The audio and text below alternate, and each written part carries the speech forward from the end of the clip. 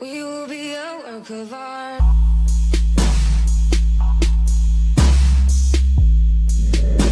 Hey guys, and welcome back to my YouTube channel. So today we're going to be talking about 10 different editing apps new YouTubers need to use to edit their videos. So without further ado, let's get on with it. I am going to be telling you guys the pros and cons of every single app so you can know at the end of the video which app you like the most, and you can also check on your Apple Store, App Store, whichever store you have, to see if you have that app on there, and if you don't, that's a bummer. But yeah, so you can know, or else you can't install it and you can't use it. So yeah, check your App Store, Apple Store to see if you have this app. Number one is the iMovie app, and this app is really easy to use. It's actually free on everything, no subscription needed. Like, you don't need to add pro, you don't need to add like pay $90 a month, nothing like that. And I personally use this app because it's so beginner friendly. So if you're a new YouTuber, which is this video is for new YouTubers, so if you are a new YouTuber, it's very easy to use and you could be able to have fun on iMovie. So some of the cons of this app is, first of all, it can be very limited to you at one point, because sometimes I feel like everybody goes through this, but you might also not. You might disagree with me, and that's okay. Please don't come for me. But it might be limited because at one point you might iMovie might not do as much as you want it to. Like, another con is it needs more features, like you could we could like stuff like voiceovers and stuff like that. And another con is that it needs to make us more free with text, because it does not allow that much things to do with text. Like, when we're doing text, it's either we put the text in the middle of the screen or we put it like to the right of the screen, and that's it.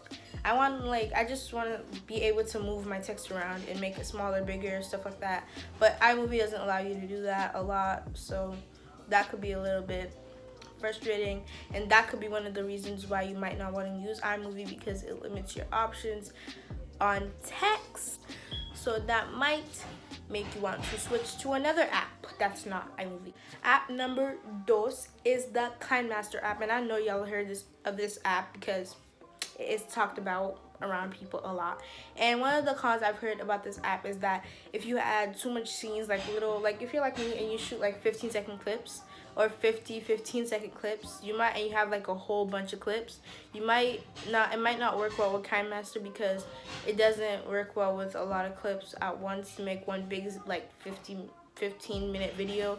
It doesn't work well with that, and also it can sometimes throw you off the app. So if you're just working and it throws you off, that is one of the features that is really bad about it. And also the last thing is that it has a subscription. So if you're not trying to pay, I don't know how much a month, you might want to use the free part of the app, which also is really good, but it does limit your option because it has a subscription part that opens more new, better things to the app.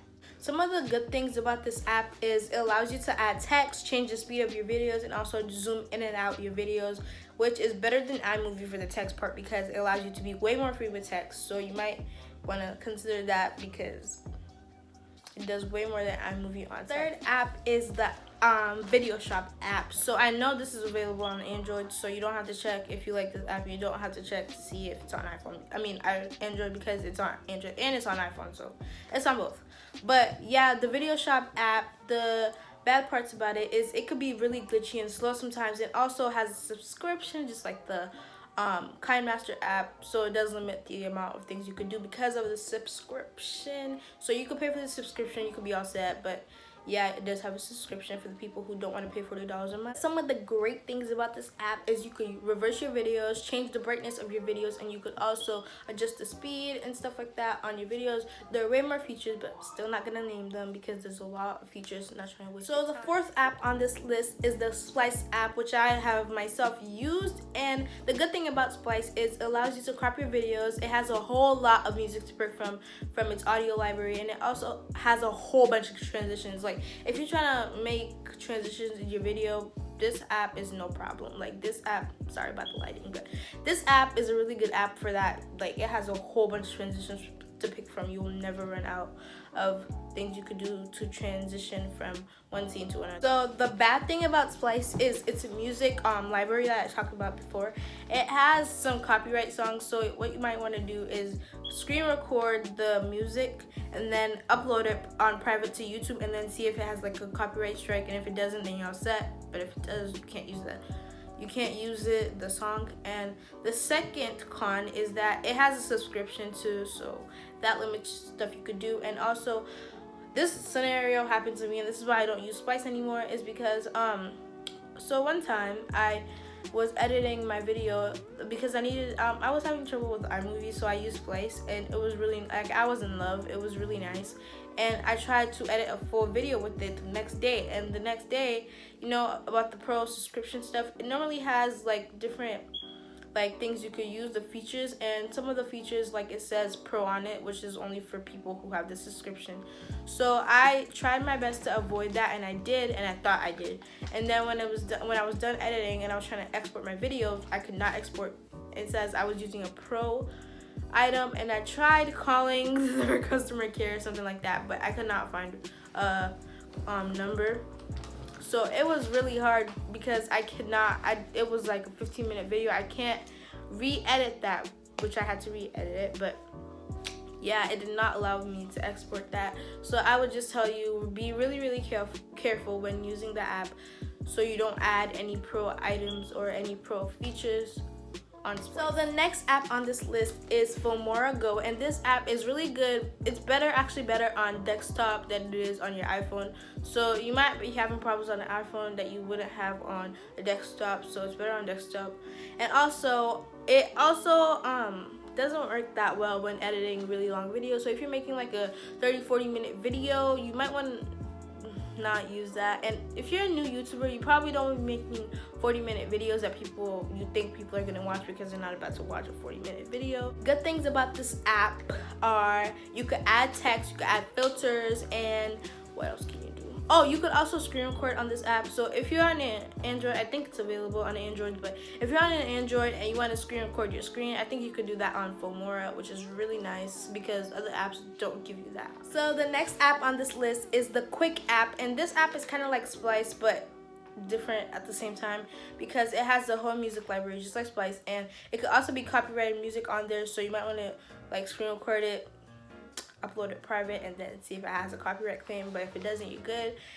And it also is really hard for beginners because when I installed the app, I did install some of these apps. When I installed the app, it was really hard for me to use. Like, I was like, how do you do this? So if you are somebody who doesn't know how to do things that quickly, not that good at stuff, it's really hard to use. But you can also look at a tutorial that helps you. Quick is a really great app because you can add text and you can zoom in and out your videos, and it allows you to pick from its music library, which is also really good.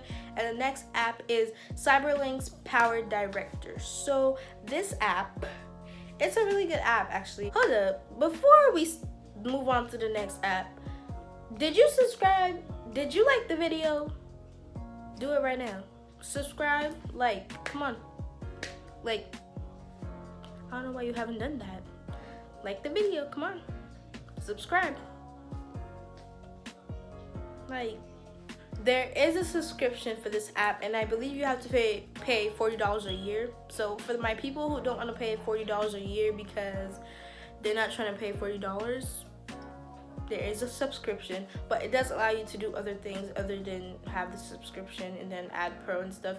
But another thing is it could be frustrating. I've heard from other people in reviews that it is frustrating with the bugs and the glitches on the app. Can be really frustrating. One of the really great things about Cyberlink is, from my personal experience, it makes you feel like you're editing on your desktop, which is really nice because it makes you feel more professional. Let me say it makes me feel at least more professional, and like it makes me feel like I'm editing on my desktop even though I'm not.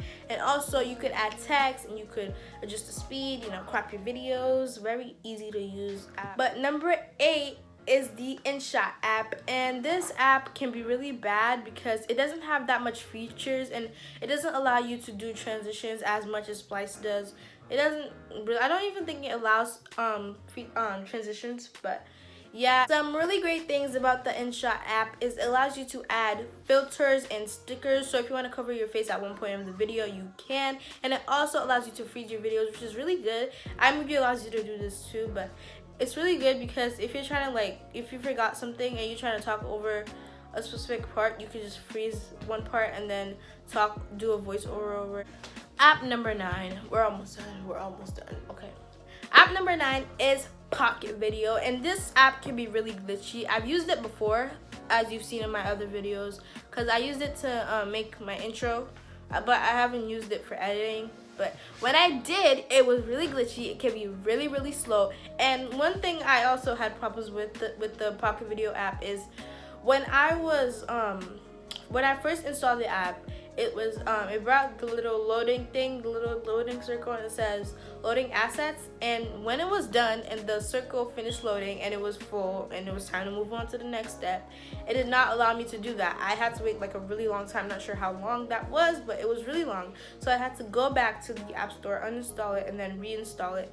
And then it did it again, and then actually made me go to the next step after it was done loading all of Some really great things about the Pocket Video app is it allows you to add text, filters, I think, and it also allows green screens, which is really great because iMovie and I don't think Splice either and stuff like that, they don't have green screens that you can add to your videos, which is a really nice bonus to the app that you could be able to add green screen. App number 10 is Video Leap, and I'm sure you guys have heard from very professional people who edit their videos tell you that Video Leap is like the best. It's really great, but some of the cons are it does have a subscription, so I bet those people probably have the subscription, but it does work better with the subscription because it doesn't have that much features that you could use for free.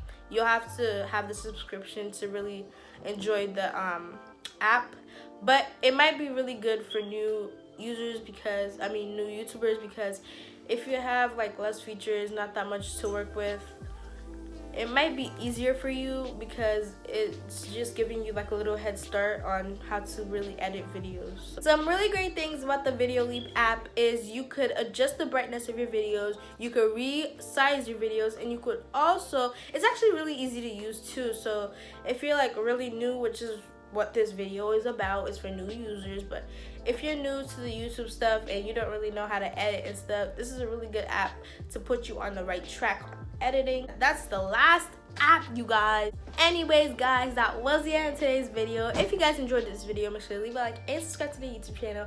Also tell me down in the comments down below if you guys want a specific video you want me to do, and I'll be sure to do it. And I'll see you guys next week Wednesday.